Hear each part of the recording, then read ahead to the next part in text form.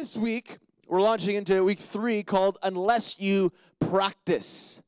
Unless you practice. You just can't do it unless you practice. And I don't know about you, but how many in this room like challenges?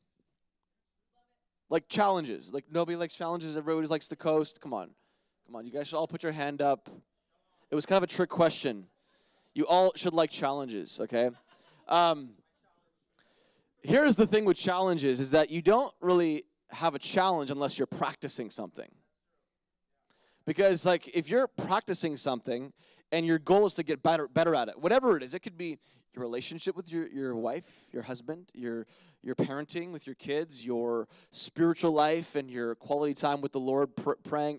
It affects every area of our life. Getting better at your job, the career that you have right now, getting better at it, honing your skill. Everything that we do in life for success in any area of life takes practice. You can have a plan, you can even prioritize, but until you practice your priorities that are a part of the plan that you've laid out, nothing's really going to happen in your life. Okay, so practice is really, in my opinion, the most challenging part of our spiritual life. Practicing. We could get a plan. I mean, we can know the plan. We can talk about the plan, the New Year's resolution.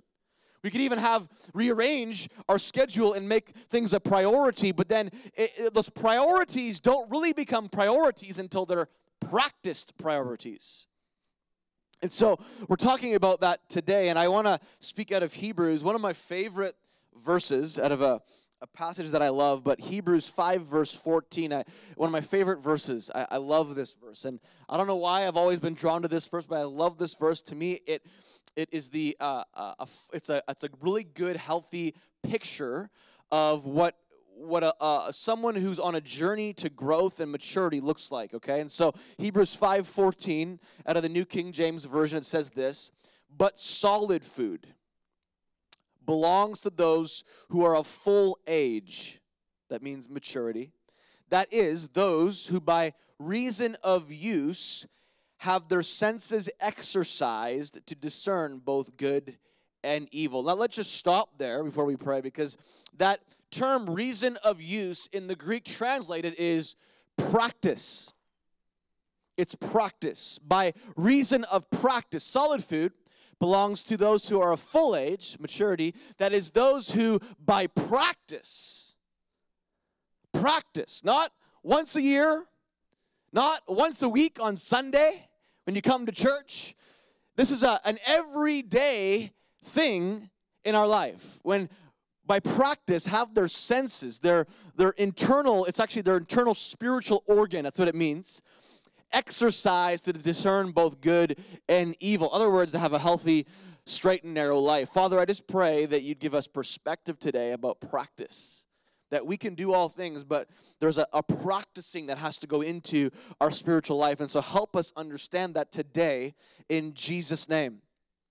So, God, this whole verse really, it speaks this. God has not called us, and I'm going to kind of make up my own thing right now. God has not called us to talk the talk. God has not called us just to dream the dream. God has not called us just to envision the vision and have the vision.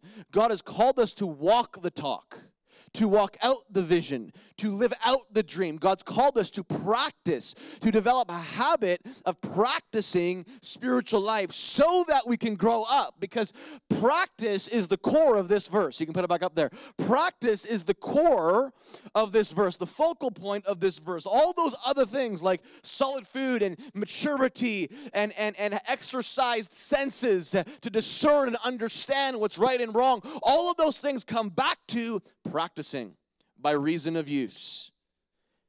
It's important, you guys, and this affects every area of your life. It affects your spiritual life. It affects your practical everyday life, developing life skills. If you want to get better at life, you got to practice.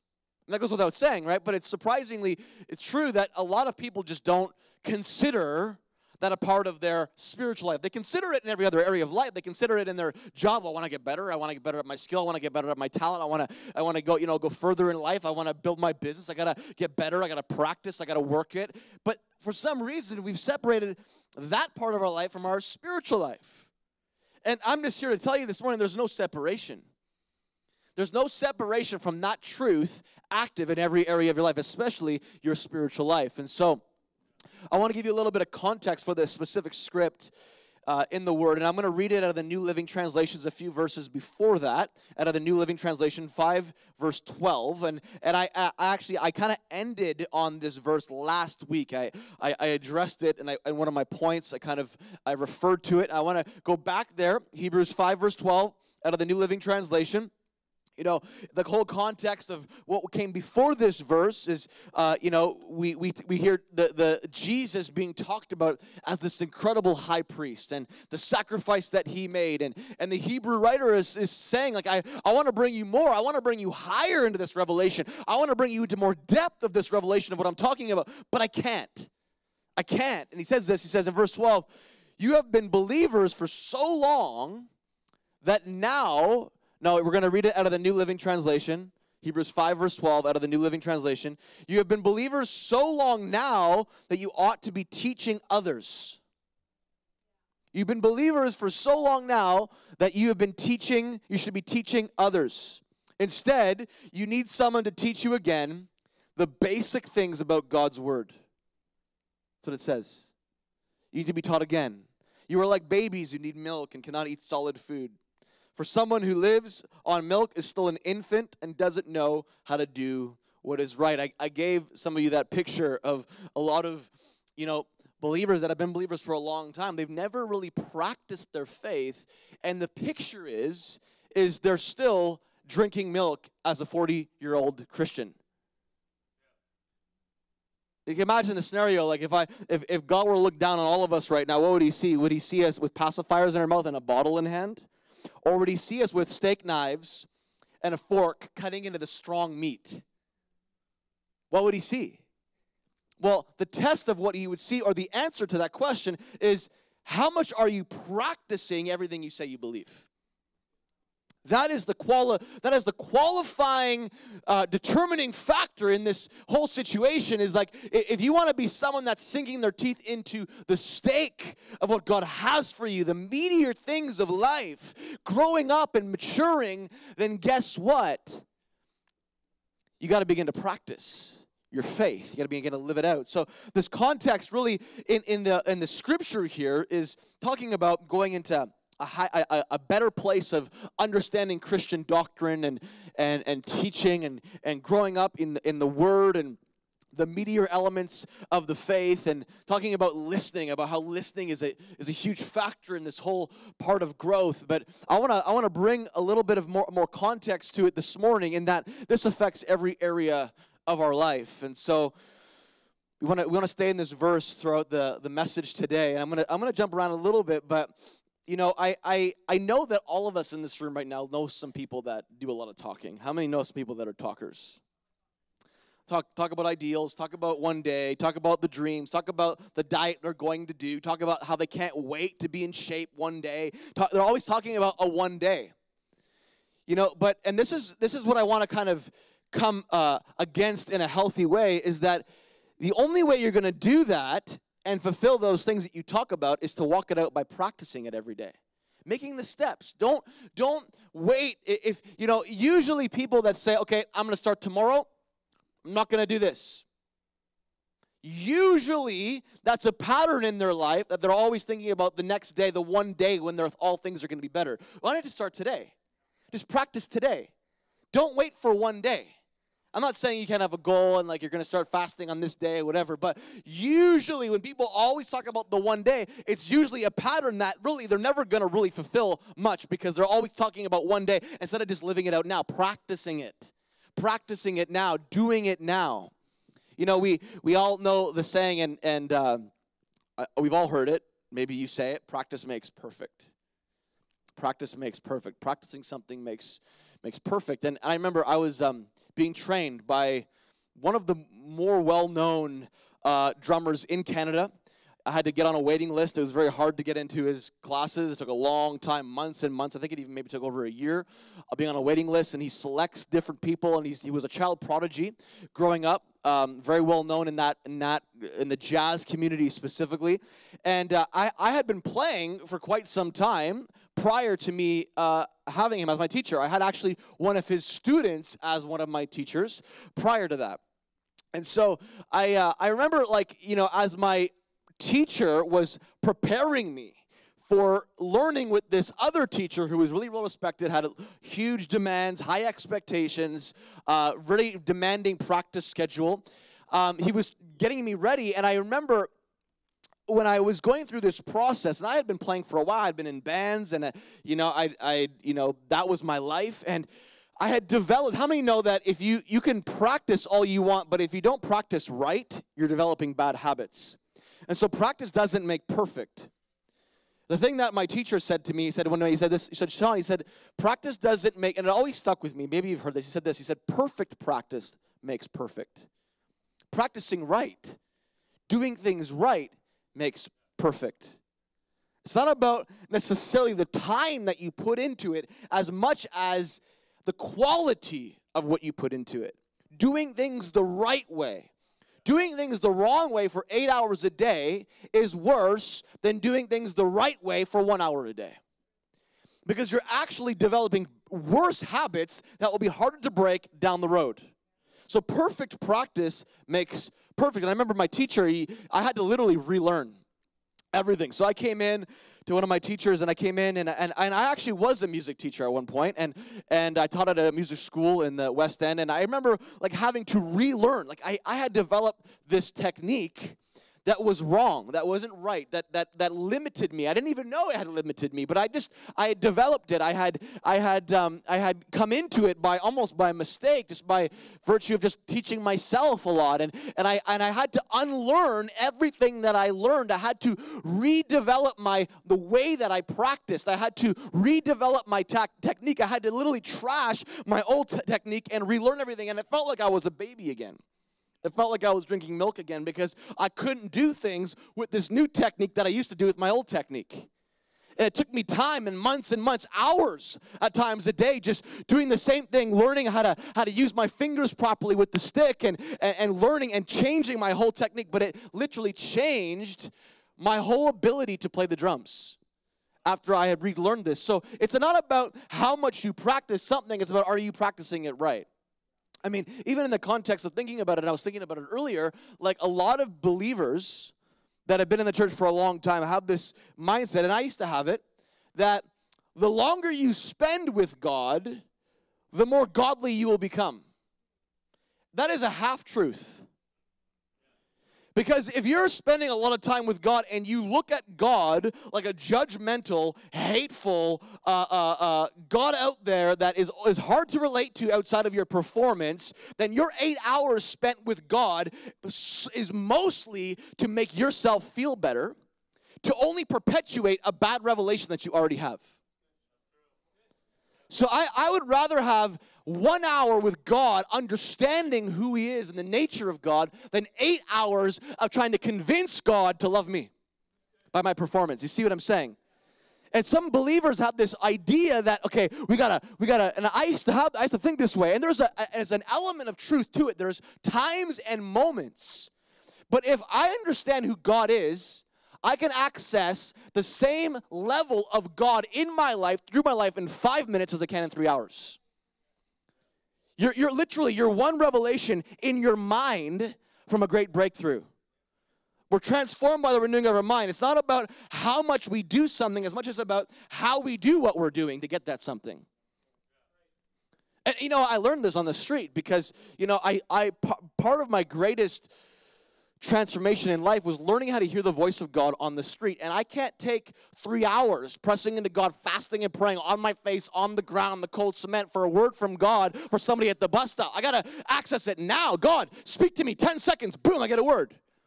When you live like that, you learn, wait a minute, like I don't have to spend 8 hours. I can if I want to. But you see, it's not about the time, it's about the quality. The quality, you know. I honestly, I could spend probably 8 hours with my wife, both of us sitting together. I could say it's quality time, sitting on the couch, on our phones. But it might be, which she's on my phone more than I am, but it might be that it's more powerful to have eye-to-eye contact and listen to her, or her listening to me and have that engagement for 5 minutes than it is 8 hours just sitting there not even talking. I'm not saying there's not a place for sitting and not having to engage. I'm just saying there's something about the quality of interaction that changes the equation a lot more than just the quantity. You with me? And I remember, when in my whole process of relearning and being in a band the time that I was in, we gave our lives to practice. I gave up a lot of, potential weekend partying and going out with friends and doing the teenager thing at that age because I thought all I was going to do in my life was be a traveling rock star musician. That was my whole goal, I even said at my high school commencement, like it was pronounced to my whole graduating class that my goal was to move to the U.S. and become a rock star. That was what was said. Like that was my goal. And I had full confidence that somehow I would have got to that point, but then God had another plan, and God invaded my life, changed everything, and said, that's not what you're going to do, but you're going to be a star, but for me, and I'm the rock. I'm Jesus. So anyways, I developed a habit of understanding early on, before I was even a believer in Jesus, I developed a habit of seeing the value of practicing something that you believe in. We practiced 3 times a week. I'd set up my drums 3 times a week, take them down 3 times a week, drive out to Manotick to our practice trailer, set them up. We'd have like 3-4 hour practices. It was a sweaty mess. I mean, it was brutal. We'd have to take some of our clothes off. That's how hot it was in the trailer. Sorry, I don't want to give you the... Anyways, but it was an intense... schedule of practice, and we would practice in the dark.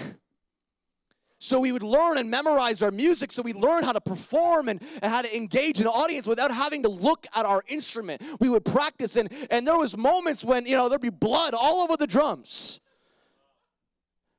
Not just because I was playing in the dark, but other reasons. There's just blood everywhere. And there's a sacrifice in the practice, but as you practice, guess what? You begin to learn, you begin to get better, you become seasoned, and you become mature, and you begin to understand what it takes to get to where you're supposed to go.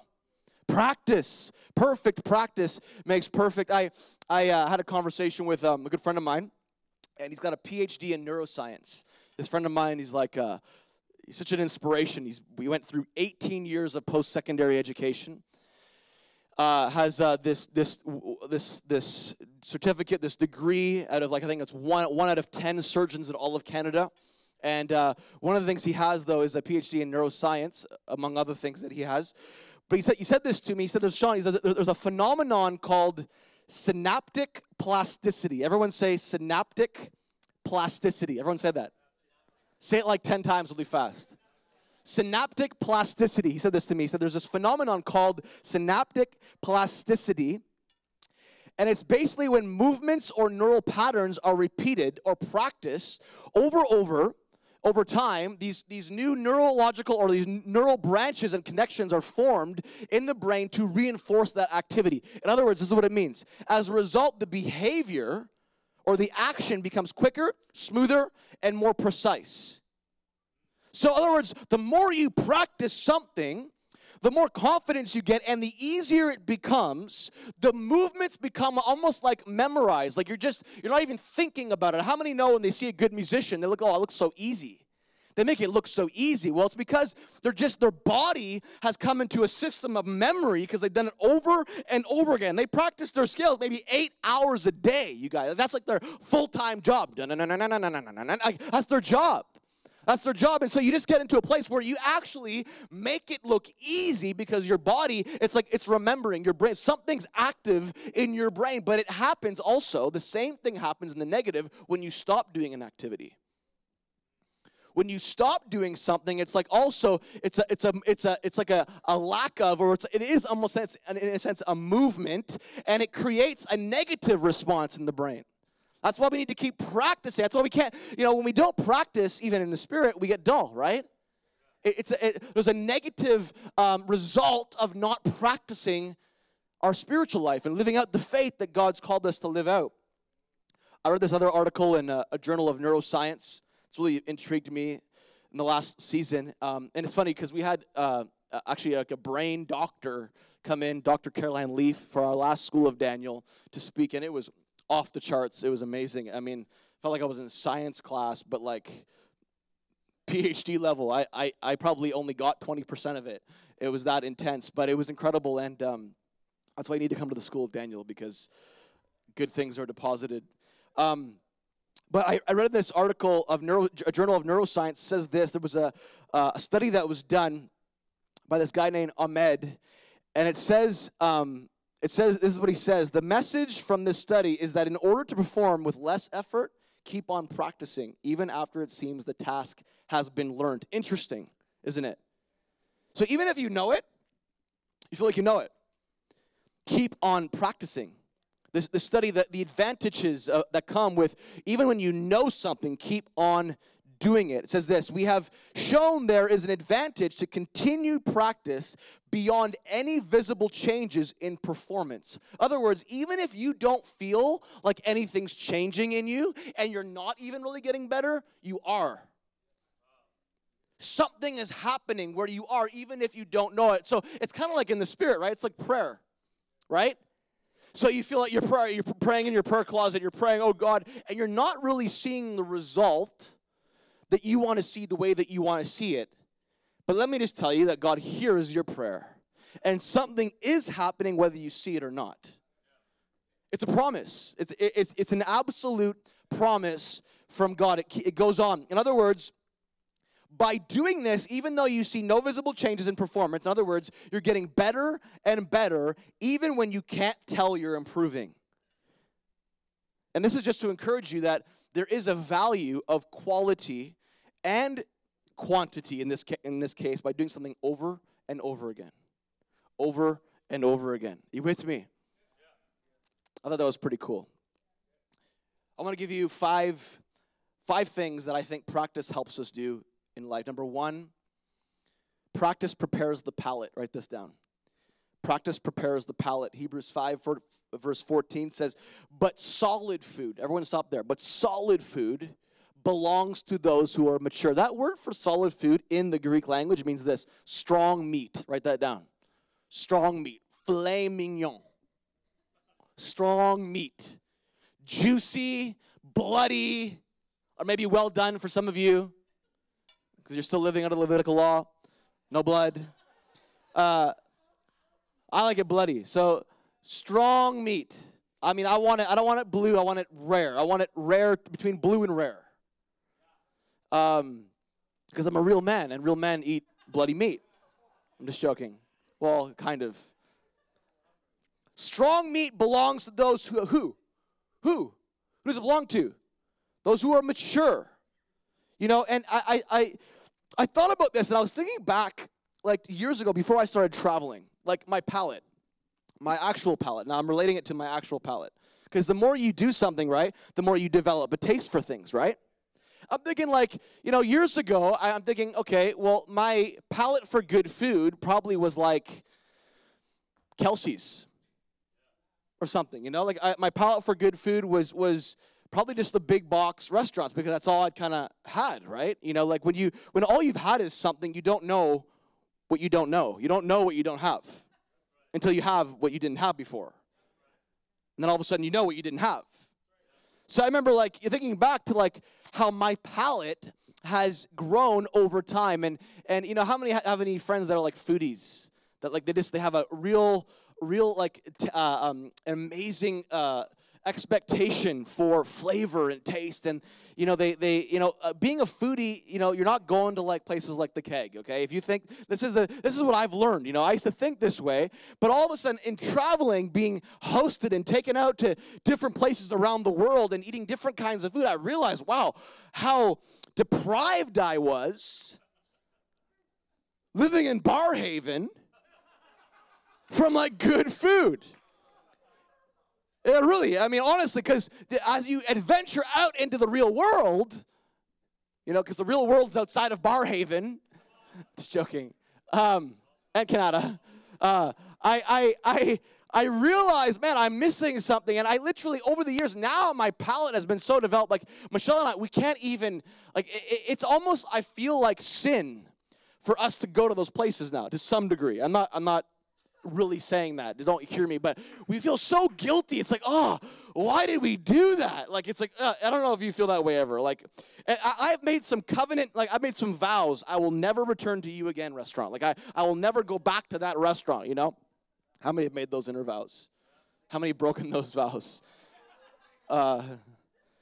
But, you know, the more you practice something, the more you develop a taste. And so in this context, what he's talking about, listen, if you want the meatier, weightier stuff of life in the Spirit, you got to practice. You got to develop your taste buds in the Spirit. You got to develop yourself. You got to practice. Because when you practice, you have a greater expectation of what should be for you in your life. I love some of the new restaurants that are, you know, in the Westboro area and downtown. Really, like all the hipster restaurants, because like they're just it's quality food. It's good food. You might get a waiter with a big long beard and full of tattoos, but hey, it's good food. You know, I love it. And so, but you got to develop this. I remember this kind of happened to me with coffee, even. You know, like I you know, Tim Hortons was like the way to go. I remember one time that was like the hangout spot. I mean, I saw so many people get saved at Tim Hortons when I first got saved. Like, that was like the hangout spot. Literally, like we would go there all the time. The guys would go there, hang out in the parking lot. We'd go there and hang out and prophesy. You know, all the, it's funny, like, why do people go to Tim Hortons, hang out in the parking lot with their trucks? It's like we're not in the country. Anyways, but it happens. And we'd go there all the time. And then I moved to Alaska, okay, and I lived beside one of the top 3 coffee huts in North America, where you have a tab, like an actual, it's like a bar tab, but it's a coffee tab. And they know what you want before you go there. They have this window. You come up, they see you coming, and your coffee's ready for you, and they put it on your monthly tab. And all of a sudden, and they did their own roasting there. I mean, it was incredible. And I developed a new palate because I had practiced with Tim Hortons for long enough. I mean, I was like seasoned in Tim Hortons coffee drinking, you know. And once I had this, it was like my mind was, I'm like, what have I done? What have I done all these years? I've been missing out. It's like all of a sudden now, it's like this I'm ready for the next level. Like Tim Hortons was like the starting point. And now a whole new world. It's a whole new world. I'm ready for the next level. That's what happened to me. I had to develop I had to practice drinking coffee. And now I have like a high tolerance. I have a high tolerance. I'm not advocating like drink as much coffee as I do. But Dr. Caroline Leaf said, drink as much coffee as your body can handle. And so I listened to the doctor on that one. Practice prepares the palate. You with me? Number two, practice models maturity. Let's go back to that verse again, verse 14. But solid food belongs to those who are mature. The word for full age is mature. And I love that. I looked it up, and it means full grown. Full grown from going through the necessary stages to reach the end goal. And you're only full grown, you've only gone through the process because you've practiced. Because remember, the core of this whole verse goes back to by reason of use, by practice. That is the core of this passage right here, the core of this verse. So we have solid food belongs to those who are mature, but you're only mature because you practice. So practice models maturity. It models maturity. In other words, it makes you legit. Everyone say legit. Makes you too legit to quit. You can't quit when you're legit. You remember that? You know, even let's look at it from a financial standpoint for a second. If we can't manage a budget when we're single, let's say a food budget, we will never be able to manage a budget when we're married and have kids. Because when you practice something, you practice it for the next season you're about to move into. But if you don't practice the things that you're struggling in right now, that next season won't come. And if it does come because you prematurely kick the door down, it will take you out because you're not ready. You haven't practiced. You don't have that maturity yet in that area. Are you with me on this? Now, I'm not saying, well, I don't want to say that because you might get offended. But anyways, let's look at 1 Peter 4, verse 10. As each one has received a gift, minister it to one another as good stewards of the manifold grace of God. We are called to practice by stewarding. A stewardship really is one way we practice something, by managing it. That word for stewardship literally means to be the manager of a household. If you want to be a manager of a household and you want to manage properly, practice managing now with the little that you have. The gifts that God's given you, minister those gifts. Use those gifts now for the greater good of the kingdom so that you grow up and mature. Because practice models maturity. I love this verse. Jesus said this statement, some of his red letters in Luke chapter 6, verse 40. It says this: students are not greater than their teacher, but the student who is fully trained will become like the teacher. Read that again. Students are not greater than their teacher, but the student who is fully trained will become like the teacher, whether bad or good. We see that happening right now in the world, whether bad or good. Students that are not greater than their teacher, but the student who is fully trained. And that word for fully trained literally means this: in good working order, to fully function, to be repaired, to be restored, to be mended, to be whole. That's what it means. So the student that is fully whole, restored, repaired, he's fixed up, he's functioning, will become like the teacher. God does not want us to remain students that drink milk for very long. He wants us to remain students that are eating the steak of the word, reflecting the great teacher himself, who was Jesus Christ. The greatest teacher on the planet that's still teaching us today through his word. You believe that? So not only does it practice models maturity, practice develops discipline. Number 3. Write this down. Practice develops discipline.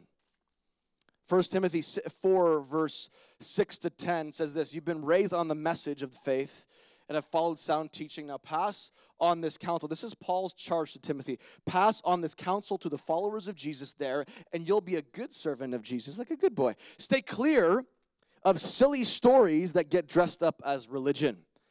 Exercise. Everyone say exercise. Exercise the demons. I'm just joking now. Why would the demons need exercise? Anyways, exercise daily in God. Exercise daily in God. No spiritual flabbiness, please. You got to practice. If you don't practice, you become spiritually flabby. And in the spirit, you're not pleasant to look at. Exercise daily in God. No spiritual flabbiness. I love it. Please. It's like, I'm begging you. Workouts in the gymnasium are useful, but a disciplined life in God is far more so, making you fit both today and forever. Because everything you do today is for the forever in eternity. Everything you do today is storing up for you riches in treasure in heavenly places. Everything you do today, what you do on this earth now is literally you're sowing into your heavenly account every day. Every day. You know, it's Michelle's goal to have a lion when she's in heaven, a pet lion, a pet bear, panda. She wants all the pets. Like, she wants all the things in her house. She's like, okay, I'm like, you can live alone in heaven then. I'm just going to chill. You can have all the animals you want. Exercise daily in God, no spiritual flabbiness. And this is connected because it says here in Hebrews 5, verse 14, but solid food belongs to those who are of maturity. That is, those who by reason of use have their what? Senses exercise. The word also is trained, exercise. And this word for exercise, the root of this Greek word is where we get the English word gymnasium from. Gym. The place where you work out, the place where you practice and your body grows up. Well, look at it from a spiritual standpoint. Your spiritual body is designed to get stronger and stronger and stronger. And so we have this whole life called God's gymnasium that we get to work out and get stronger in to prepare for the next life. We are living, we have a full-time passport pass to this gym called life. And that's why if we don't exercise daily in God, we will get spiritually flabby. How many, come on, flex your muscles right now. Come on, lift up your arm, flex your muscles. Yeah, say, look at that. Look at those pipes. Say to your neighbor, feel those pipes. Some of you are now convicted, I got to go to the gym. Like, what? I don't feel anything. Your wife's like, I don't feel anything. Where'd it go? This word, I love it. I want to, just for humor's sake, okay, I want to break down this word for you because I want to teach a little bit on this. I love this passage so much. But have their senses, the organ, the word for senses is the organ of sense, the spiritual internal perception, okay? Having your senses mapped out in maturity, okay? Exercise, that word, like I said, where we get the root of that is where we get the word gymnasium, gym. But it's a word that means to train naked.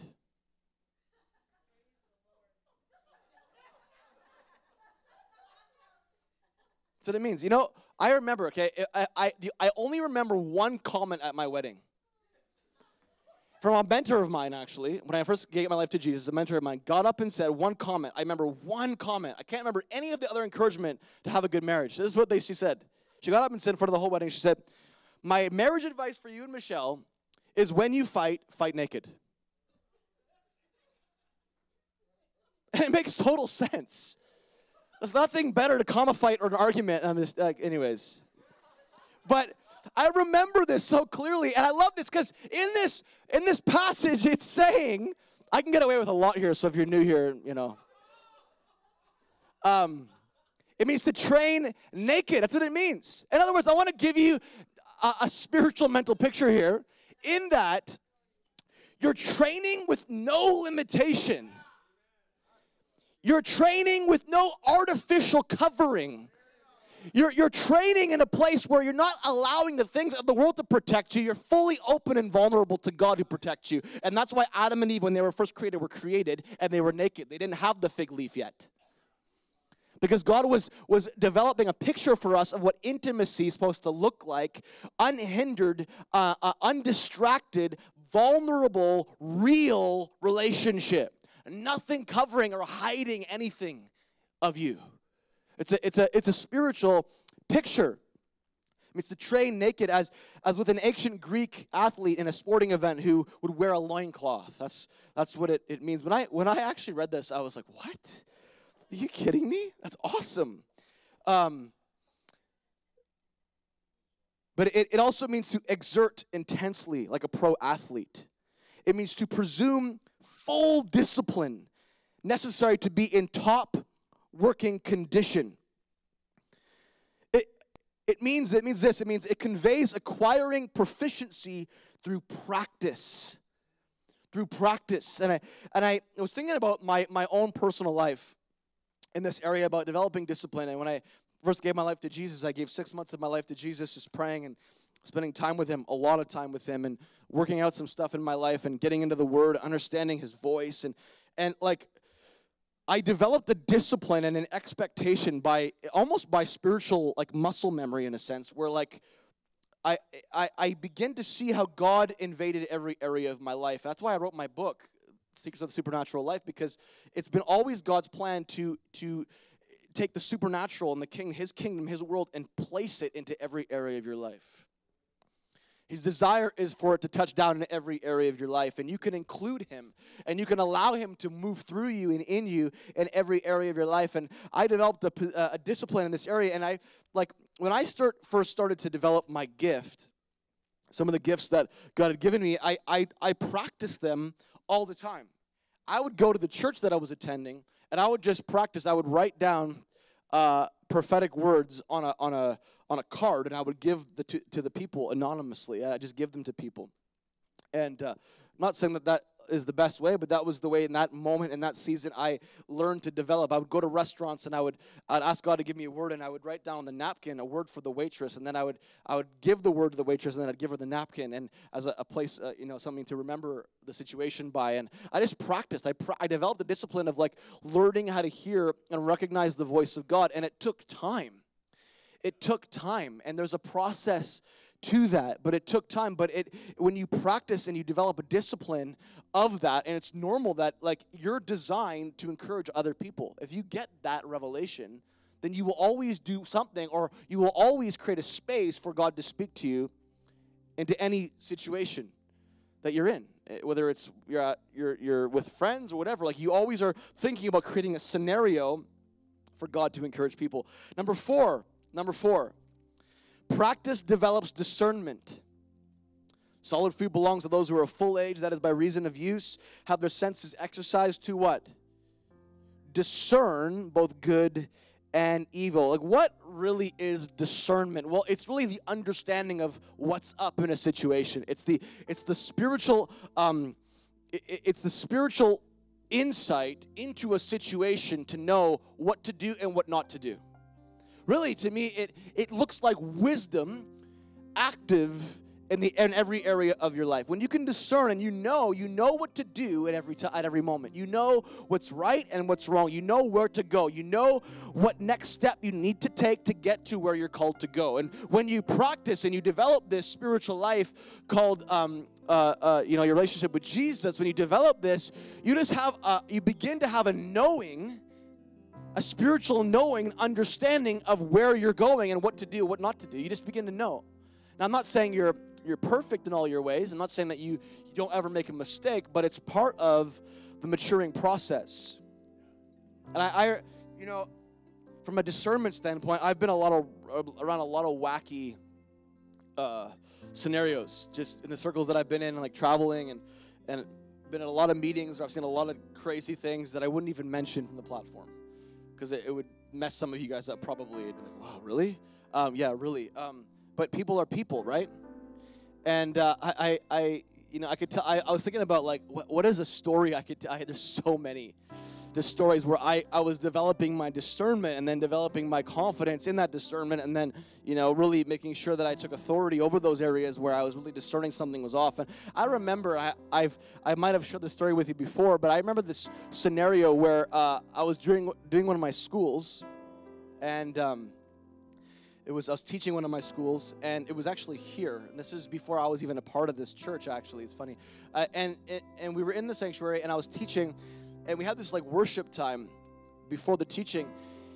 And there was this lovely individual, and they were running around the sanctuary, like, at rapid speed. It was like a hamster on a wheel. That's what I felt like. It was like... And I was worshiping, and I was getting distracted, and all of a sudden, I'd like open my eyes and be like, this woman would pass by me.